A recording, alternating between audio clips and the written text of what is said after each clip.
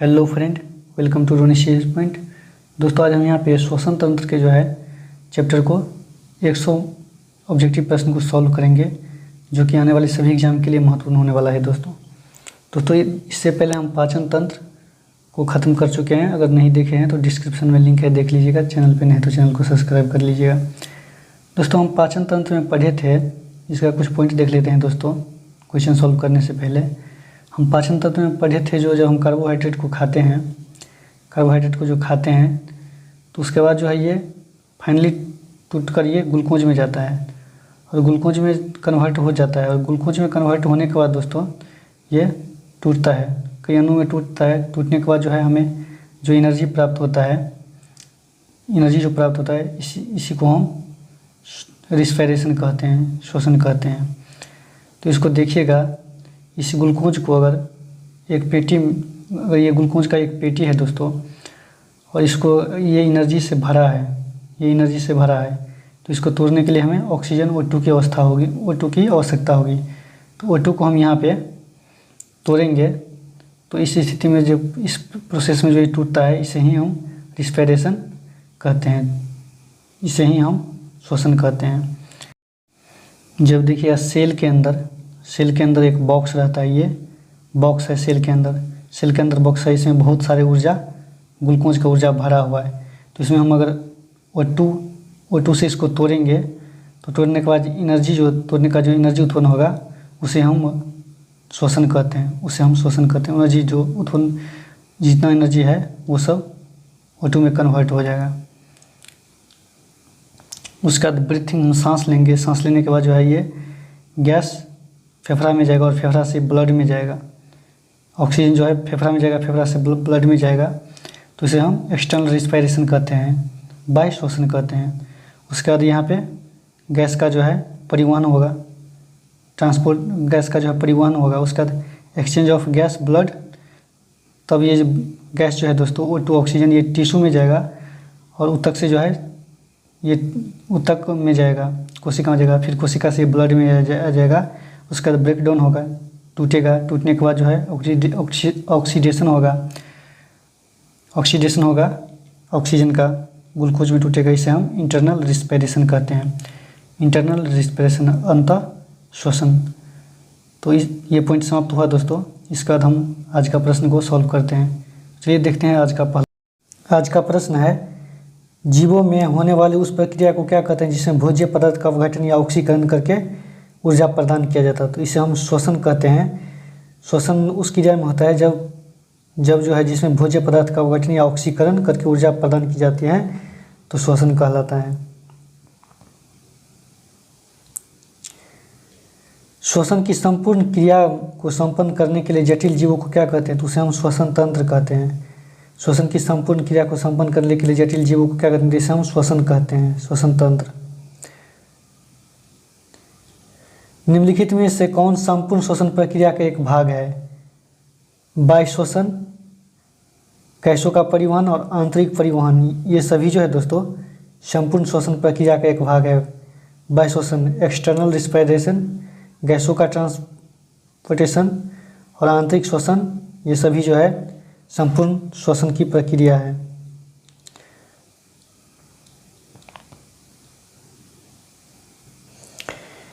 Di श्वसन का एक प्रकार है जो ऑक्सीजन की उपस्थिति में होता है।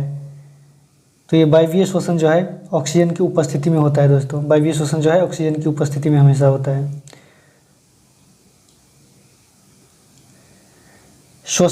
डैश श्वसन एक प्रकार है जो ऑक्सीजन की अनुपस्थिति में है। तो ऑक्सीजन की अनुपस्थिति में अवायवीय श्वसन होता है। ऑक्सीजन की उपस्थिति में वायवीय श्वसन और ऑक्सीजन की अनुपस्थिति में अवायवीय श्वसन। उभयचर सरीसृप पक्षी और स्तनधारी द्वारा श्वसन करते हैं। तो ये जो है दोस्तों फेफड़े द्वारा जो है ये श्वसन करते हैं। उभयचर सरीसृप पक्षी और स्तनधारी जो है फेफड़े द्वारा जो है ये श्वसन करते हैं। वो पल्मोनरी रिस्पायरेशन, फुफ्फुस से श्वसन करता है। ये जो है दोस्तों उभयचर सरीसृप पक्षी और स्तनधारी, ये सभी जो है फुफ्फुस से श्वसन करते हैं। निम्नलिखित में से कौन एक श्वसन सतह का एक गुण नहीं है? तो ये पतला होना चाहिए ये श्वसन तंत्र का एक गुण है। इसके सतह का क्षेत्रफल अधिक होना चाहिए, ये भी है। और इसके सतह नमी होना चाहिए, its surface should be moist. ये सभी जो है दोस्तों, सॉरी दोस्तों, ये तीनों जो है श्वसन तंत्र का एक गुण है। और डी नंबर जो है ये श्वसन तंत्र का एक गुण नहीं है, इसकी सतह सूखी होनी चाहिए। दोस्तों सूखी सतह पे जो है ऑक्सीजन लेने में बहुत कठिनाई होगा, नहीं ले पा सकते हैं, तो ये श्वसन की प्रक्रिया का ये भाग नहीं है। अगला प्रश्न है,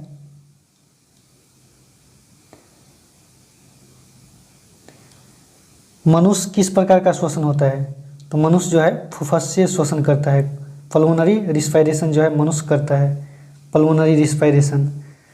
जिस दोस्तों याद रखिएगा, जिसमें लंग्स होता है, फेफड़ा होता है, वो जो है पल्मोनरी रिस्पायरेशन करता है, फुफ्फुसीय श्वसन करता है। निम्नलिखित में से किसमें फुफ्फुसीय और क्यूटिनेसिय दोनों प्रकार के श्वसन होता है? तो ये मेढक में जो है दोस्तों, मेढक में फुफ्फुसीय और क्यूटिनेसियस दोनों प्रकार का जो है श्वसन होता है मेढक में।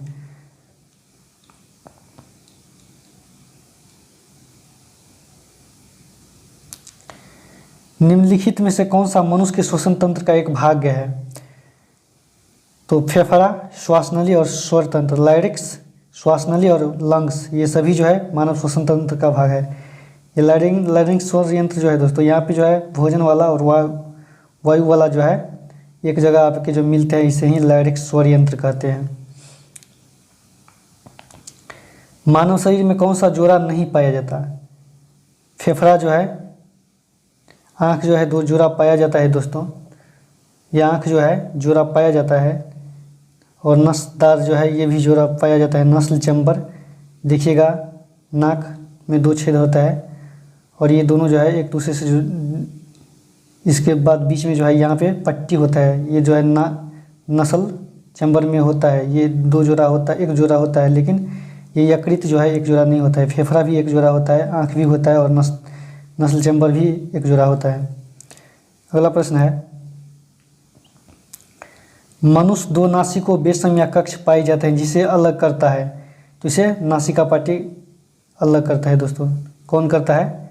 तो इसे नासिका पट्टी अलग करता है। देखिएगा यहाँ पे चित्र में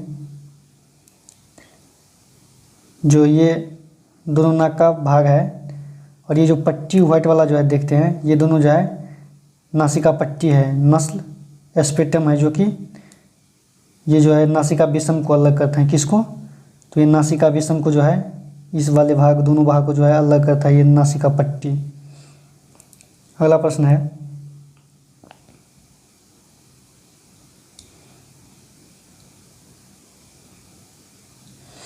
मुख्य रूप से एक नासिका चैम्बर कितने भाग में होता है?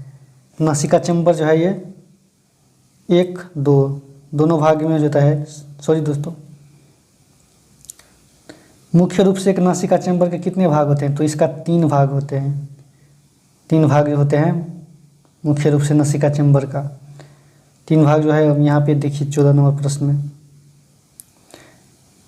3 भाग जो है दोस्तों, ये प्रकोष्ठ या प्रघान कक्ष और घ्राण कक्ष और श्वसन कक्ष, ये तीनों जो है नासिका का भाग है। नासिका का जो है दोस्तों भाग है। इस प्रश्न में था जो मुख्य रूप से नासिका चैम्बर के कितने भाग है? तो 3 भाग है, प्रकोष्ठ, घ्राण कक्ष और स्व कक्ष। इस प्रश्न को देखते हैं, नासिका कक्ष में कौन सा भाग बाह्य नासिका छिद्र से में खुलता है? तो यह प्रकोष्ठ या प्रघान कक्ष जो है दोस्तों, ये बाह्य नासिका छिद्र में जो है खुलता है। नासिका कक्ष का बाह्य नासिका छिद्र में जो है प्रकोष्ठ या प्रघान कक्ष खुलता है। ये जो है दोस्तों, ये तीनों नस्ल चैम्बर का तीनों भाग है। ये तीनों जो है ABC नस्ल चैम्बर, जिसे नासिका चैम्बर कहते हैं, इसका भाग है। अगला प्रश्न है, नासिका कक्ष में प्रकोष्ठ क्षेत्र से संबंध कौन सा गलत है? तो इसमें जो है यह हवा को छानता है, फिल्ट्रेशन करता है। जी ये बिल्कुल सही है। इसमें रोमयुक्त त्वचा होता है, ये भी सही है। इसमें म्यूकस मेम्ब्रेन होता है, ये भी सही है। जो हवा को छानता है, देखिएगा दोस्तों, नाक में जो छोटा छोटा बाल जो रहता है, वो यही काम करता है, हवा को छानने का काम करता है, धूल मिट्टी को छानने का काम करता है। इसमें रोमयुक्त त्वचा होता है, बहुत मुलायम त्वचा होता है। इसमें म्यूकस मेम्ब्रेन होता है, ये भी सही है। ये डी जो है गलत है, क्योंकि हवा का तापमान को बदलता नहीं है। नासिका कक्ष के बारे में ये गलत है, इस तरह इसका आंसर डी हो जाएगा। अगला प्रश्न है, नासिका कक्ष में कौन सा भाग एयर कंडीशनर की तरह काम करता है? तो ये देखिएगा, नासिका कक्ष में जो है ये रेस्पिरेटरी चैम्बर जो है दोस्तों, रेस्पिरेटरी चैम्बर ये जो है एयर कंडीशनर का काम करता है। निम्नलिखित में से कौन सा मनुष्य में सुगंध का पता लगाने के लिए किया जाता है? ये घ्राण क्षेत्र जो है ओल्फैक्टरी रीजन, ये सुगंध के लिए जो है सुगंध लगाने के लिए मनुष्य में सुगंध का पता लगाने के लिए घ्राण क्षेत्र का प्रयोग किया जाता है। और देखिएगा दोस्तों, सबसे ज़्यादा घ्राण क्षेत्र जो है कुत्ता का होता है। कुत्ता का जो है सबसे ज़्यादा घ्राण क्षेत्र होता है, इसको सूंघने की क्षमता सबसे ज़्यादा होती है कुत्ते को।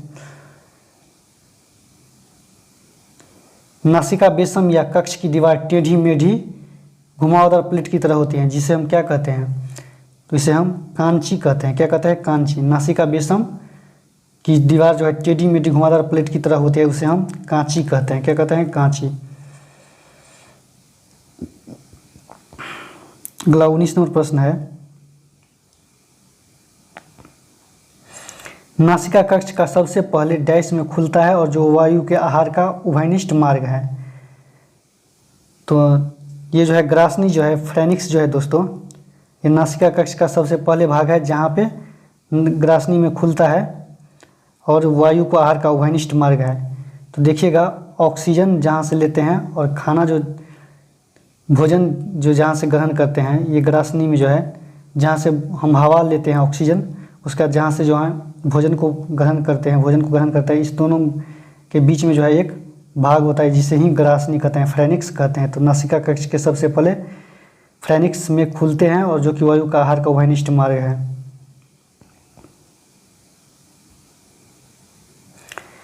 ग्रासनी डैश के द्वारा ग्रासनली में खुलता है, ग्रासनी डैश के द्वारा श्वास नली में खुलता है, उसे हम क्या कहते हैं? तो इसे दोस्तों हम स्वरियाकंठ, ध्वनि पेटिका और वॉइस बॉक्स ये सभी कहते हैं। इन सभी में जो है दोस्तों ग्रास नली के स्वर यंत्र या कंठ, ध्वनि पेटिका और वॉइस बॉक्स द्वारा श्वास नली में खुलता है। यहाँ पे जो है साउंड जहाँ पे उत्पन्न होता है दोस्तों, वहाँ पे उसका यहाँ पे जो है भोजन वाला मार्ग, उसके बाद जो है श्वास वाला मार्ग, ये दोनों जो है यहीं पे मिलता है। तो ये तीनों जगह एक जगह मिलता है, उसे ही ग्रास नली के श्वास नली में खुलता है। ये स्वर यंत्र या कंठ, स्वर यंत्र या कंठ, ध्वनि पेटिका, वॉइस बॉक्स, ये तीनों जो है एक जगह मिलता है, उसी के बारे में बोल रहे हैं। अगला प्रश्न है, श्वसन तंत्र का कौन सा भाग ध्वनि उत्पादन करता है? तो श्वसन तंत्र का जो भाग है ये दोस्तों कंठ, लैरिंक्स, ये जो है ध्वनि उत्पादन करता है।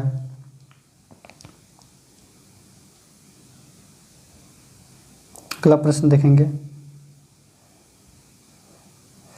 श्वसन के प्रवेश द्वार पर उपस्थित एपिग्लोटिस का मुख्य कार्य क्या है? तो इसका कार्य जो है भोजन को श्वसन नली में जाने से रोकना।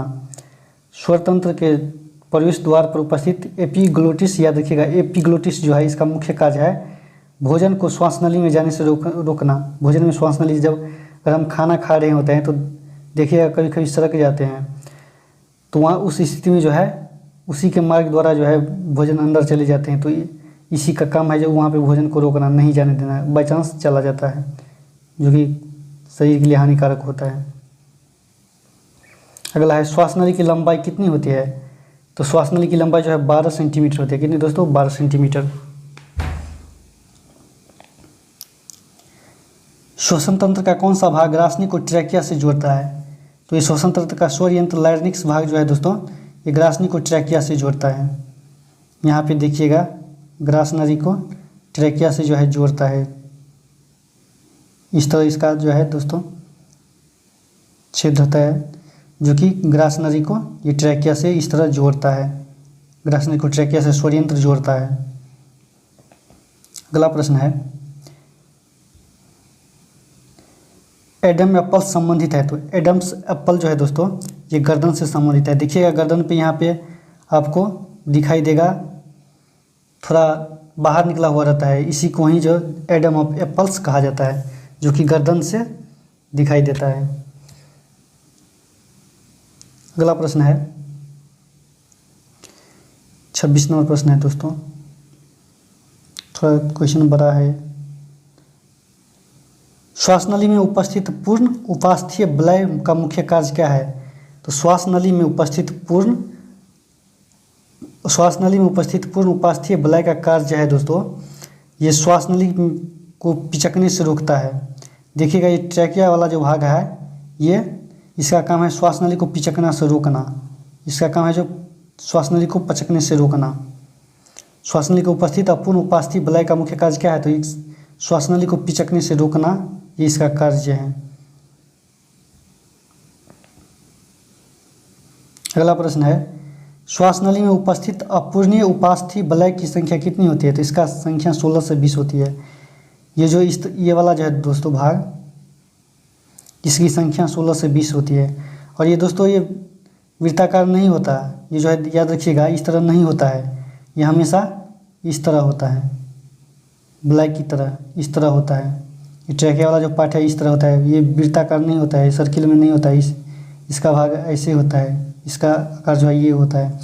तो श्वासनली में उपस्थित अपूर्ण उपास्थीय वलय की संख्या लगभग कितनी होती है? तो इसकी संख्या जो है 16 से 20 होती है।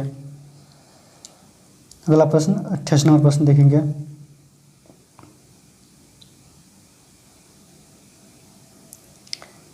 अगला प्रश्न है श्वासनली एक सीधी नालिकाएं हैं जो कि वक्ष गुहा में जाकर सबसे पहले दाएं और बाएं 2 डैश में विभाजित होता है। तो ये दाएं और बाएं जो है प्राथमिक श्वासनियों में जो है ये विभाजित होता है। श्वासनली एक सीधी नालिकाएं हैं जो वक्ष गुहा में जाकर सबसे पहले दाएं और बाएं डैश में विभाजित हो जाता है। तो ये प्राथमिक श्वासनियों में जो है विभाजित हो जाता है। देखिएगा ये इस तरह फेफड़ा का जो है यहाँ से जाता है, तो इस तरह 2 प्राथमिक श्वासनियों में जो है ये इस तरह विभाजित हो जाता है, प्राथमिक श्वासनली में ये विभाजित हो जाता है। तो इसे ही जो है प्राथमिक श्वासनली बोला जाता है। अगला प्रश्न 29 नंबर प्रश्न देखेंगे। मनुष्य में एक जोड़ी फेफड़े डैश में उपस्थित होते हैं।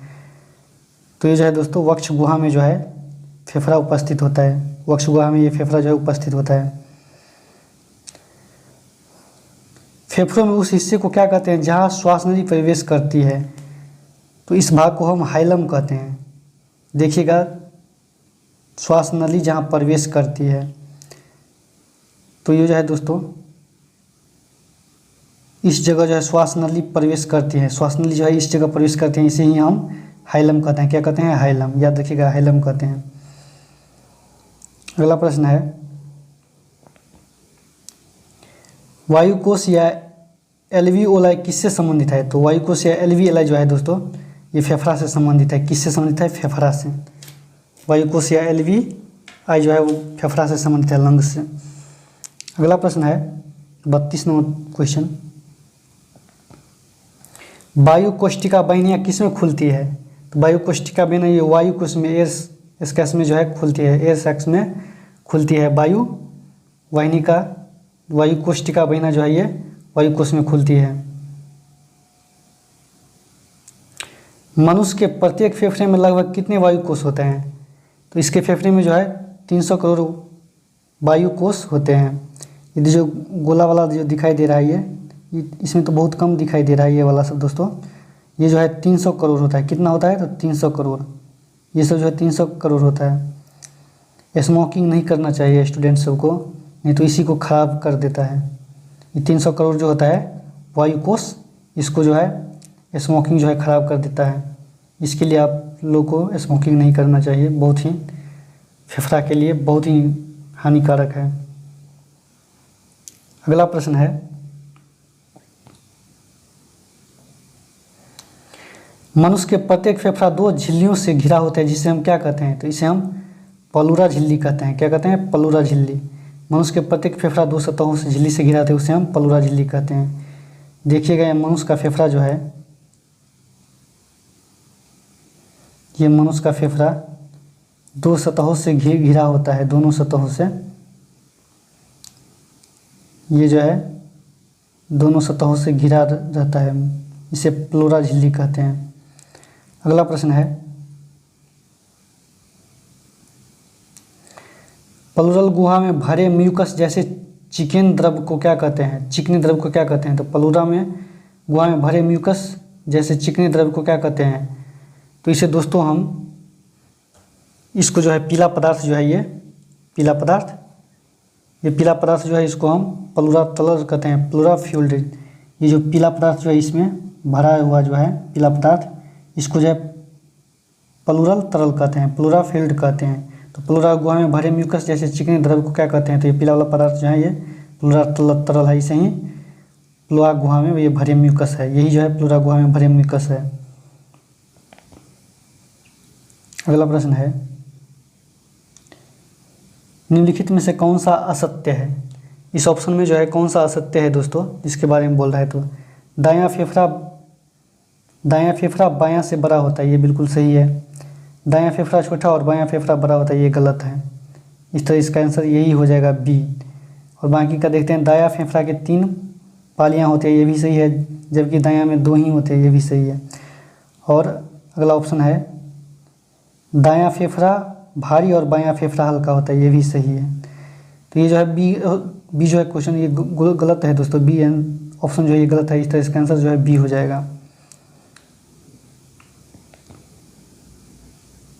वक्षीय गुहा का निचला फर्श एक पतली द्वारा बंद रहता है, जिसे क्या कहते हैं? तो इसे हम डायफ्राम क्या कहते हैं? क्या कहते हैं? डायफ्राम। ये वाला जो पार्ट देखते हैं, ये साइड से जो इस तरह जो है, इस तरह, इसे डायफ्राम कहते हैं। क्या कहते हैं? डायफ्राम। तो इसी प्रश्न के बारे में, वक्षीय गुहा जिसका निचला फर्श एक पतले पथ द्वारा बंद रहता है, जिसे हम डायफ्राम कहते हैं। वक्षीय गुहा का उदर गुहा को कौन अलग करता है? तो वक्षीय गुहा को, उदर गुहा को ये डायफ्राम अलग करते हैं। कौन करता है? डायफ्राम। 39 का,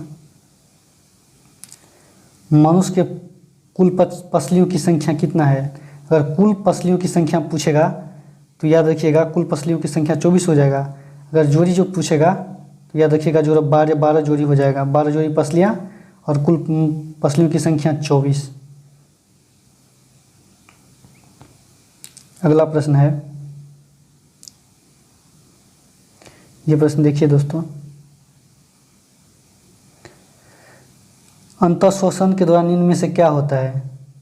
तो अंतःश्वसन के दौरान जो है पसलियाँ का संकुचित होकर ऊपर की बाहर ओर गति करती है, बिल्कुल सही। ये प्रश्न ये देखिएगा, ये चित्र को देखिए, पसलियाँ संकुचित होकर ऊपर बाहर की ओर गति करता है, सही, बिल्कुल सही। डायफ्राम चपटा हो जाता है और वक्षीय गुहा आयतन बढ़ जाता है। देखिए इसका आयतन जो है बढ़ जाता है, इसका आयतन जो है दोस्तों ये बढ़ जाता है, डायफ्राम चपटा हो जाता है। यहाँ पे जो है डायफ्राम ये चपटा हो जाता है और इसका जो है ये वाला पूरा जो है पार्ट, ये जो आयतन, इसका आयतन बढ़ जाता है और फेफड़े में वायु दाब कम हो जाता है। यहाँ पे फेफड़े में वायु दाब कम हो जाता है, बिल्कुल सही। ये सभी जो है अंतःश्वसन के दौरान इनमें से क्या होता है, ये सभी जो है सही है इसके रिस्पेक्ट में। अगला प्रश्न है, ये प्रश्न देखिए, 41 नंबर प्रश्न है, उच्छ्वास के दौरान इनमें से क्या होता है? तो उच्छ्वास के दौरान जो है दोस्तों पसलियाँ शिथिल होकर नीचे की ओर अंदर की गति करते हैं। ये चित्र देखिए, पसलियाँ शिथिल होकर नीचे की ओर अंदर की ओर गति करते हैं, बिल्कुल सही। डायफ्राम गुंबद के समान हो जाता है, ये देखिए पूरा गोल हो जाता है, डायफ्राम जो है ये गुंबद के समान हो जाता है। यहाँ पे डायफ्राम जो है गुंबद के समान हो जाता है। उसके बाद वक्षीय गुहा का आयतन घट जाता है, बिल्कुल भी इसका आयतन कुछ कितना छोटा है, इसका आयतन देखिए कितना बड़ा है, इसका आयतन कितना छोटा है।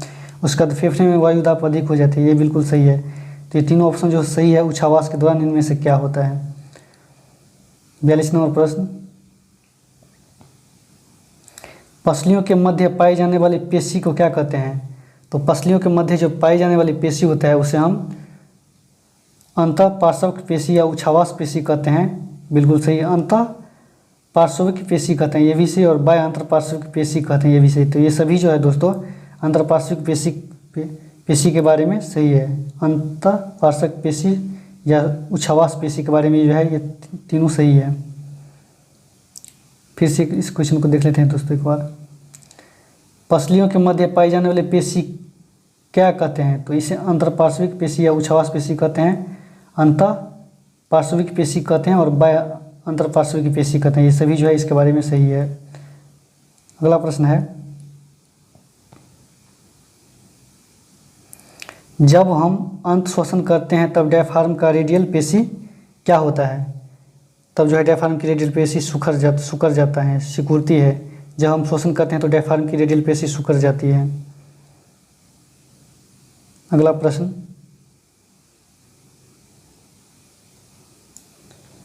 निम्न में से वायु श्वसन में शामिल नहीं किया जाता। तो वायु श्वसन में जो है दोस्तों शामिल नहीं किया जाता। तो रक्त और कोशिका के बीच श्वसन गैसों का आदान प्रदान, ये जो है वायु श्वसन में नहीं किया जाता, बल्कि सांस लेने के बीच श्वसन गैसों का आदान प्रदान ये किया जाता है वायु श्वसन में। और फुफ्फुसों और रक्त के बीच श्वसन गैसों का आदान प्रदान ये भी होता है। तो ये और ये ऑप्शन सही है और ये बी जो है ऑप्शन गलत है, जो दोस्तों शामिल नहीं है। इस तरह इसका आंसर बी हो जाएगा। अगला प्रश्न है, फेफड़ों के अंदर रुधिर के साथ गैसों का विसरण प्रक्रिया का आदान प्रदान कहाँ पर होता है? तो इसका आदान प्रदान जो है दोस्तों, इसका जो है आदान प्रदान दोस्तों ओलिवोआई में होता है। फेफड़ों के अंदर रुधिर के साथ गैसों का विसरण प्रक्रिया के आदान प्रदान कहाँ होता है? तो इसका आदान एलिवोआई में होता है, एलिवोआई में होता है। शरीर के गैसों का विनिमय उनके डैश के अंतर के कारण होता है। तो इसका विनिमय जो है दाब के प्रेशर के कारण जो है गैसों का विनिमय इसके प्रेशर के अंतर के कारण होता है शरीर में। अगला प्रश्न है, हमारे शरीर में रुधिर और कोशिका के बीच गैसों का आदान प्रदान क्या कहते हैं? तो इसका आदान प्रदान जो है दोस्तों कोशिकीय श्वसन कहलाते हैं, सेलुलर रिस्पायरेशन जो है कहा जाता है। हमारे शरीर में रुधिर की कोशिकाओं के बीच गैसों का आदान प्रदान जो है कोशिकीय श्वसन कहलाता है। अगला प्रश्न है, निम्न में से कौन सा हमारे रुधिर में पाया जाता है? तो हमारे रुधिर में प्लाज्मा पाया जाता है, हेमोग्लोबिन पाया जाता है, जल, ये सभी जो है हमारे शरीर में पाया जाता है। इस तरह इसका आंसर डी हो जाएगा। निम्नलिखित में से कौन सा हेमोग्लोबिन का घटक है? तो हेमोग्लोबिन का घटक जो है दोस्तों ग्लोबिन प्रोटीन और हीमेटिन या हीम, ये दोनों जो है हेमोग्लोबिन का घटक है। अगला प्रश्न है, लास्ट प्रश्न है दोस्तों, हमारे शरीर में सबसे ज़्यादा ऑक्सीजन का परिवहन कौन करता है? तो हमारे शरीर में सबसे ज़्यादा ऑक्सीजन का परिवहन जो है रुधिर हेमोग्लोबिन करता है। ये ऑक्सीजन का अधिक खींचने की क्षमता रखता है। तो आज का सेशन समाप्त हुआ दोस्तों। अगर वीडियो थोड़ा भी अच्छा लगे तो सपोर्ट कीजिएगा, न्यू चैनल है, और अपने दोस्तों के पास शेयर कीजिएगा। इसके लिए थैंक यू।